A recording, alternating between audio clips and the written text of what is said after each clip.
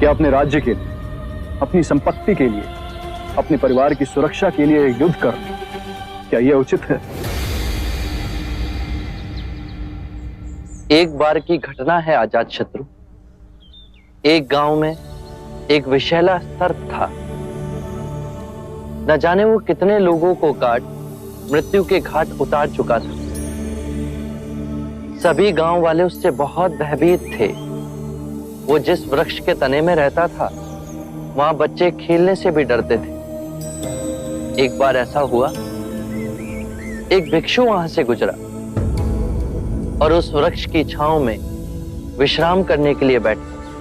सांप उसे काटने के लिए बाहर निकला तो भिक्षु को उद्विग्न ना होते हुए देख सर्प अचंभित हुआ। भिक्षु ने उसे उपदेश दिया कि तुम्हारे काटने से, तुम्हारे लोगों को क्षति पहुंचाने से उन्हें बहुत पीड़ा होती है, उनके प्राण भी चले जाते हैं। सर्प में वैराग्य जागा।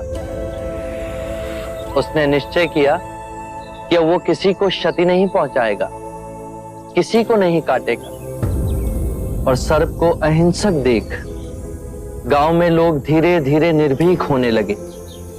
कोई उसे छेड़ता, बच्चे अकारण ही उसकी पूंछ पर अपना पैर रखते, लेकिन वो किसी को क्षति नहीं पहुंचाता था। बच्चे उस पर पत्थर फेंकते, किंतु फिर भी वो पलटकर वार नहीं करता था। भूख और पीड़ा से वो क्षीण हो गया था। रात्रि में कुछ कंकर पत्थर खा लेता और अगले दिन आक्रमण का सामना करता। वो सर्प इतना घायल हो गया था कि गांव वाले उसे रस्सी से अधिक नहीं समझते थे। और फिर उस मार्ग से पुनः वो भिक्षु गुजरा।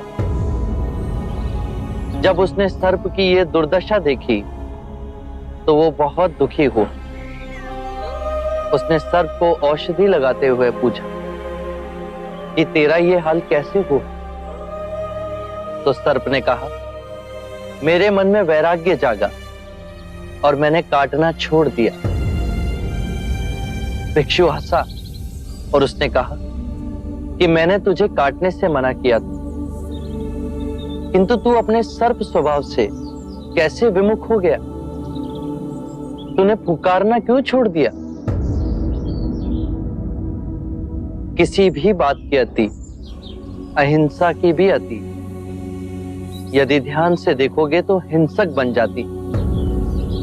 दोषियों में तुम्हारा भय होना चाहिए, उन्हें उनके अपराध का दंड भी मिलना चाहिए, किंतु ध्यान रहे, न्याय देने वाला अपनी निजी कटुता के कारण उसे दंड ना दे, अपितु दोषी को उसके दुष्कर्मों और उसके अपराधों का दंड मिलना चाहिए।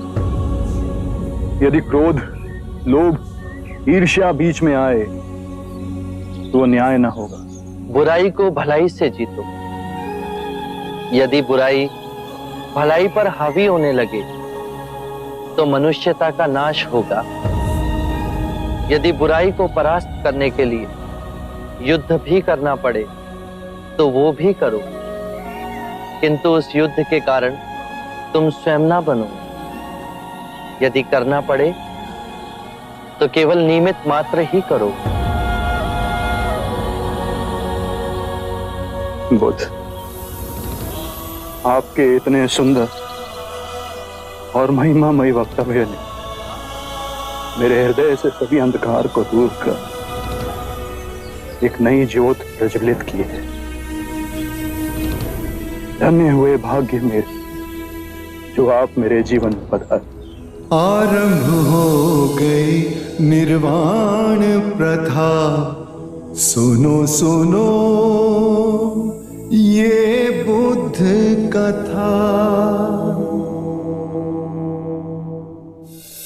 कितने भी धार्मिक ग्रंथ पढ़ लो, कितना ही उन्हें कंठस्थ कर लो, यदि वो तुम्हारे जीवन के कृत्य ना बने तो समझना कुछ भी नहीं किया।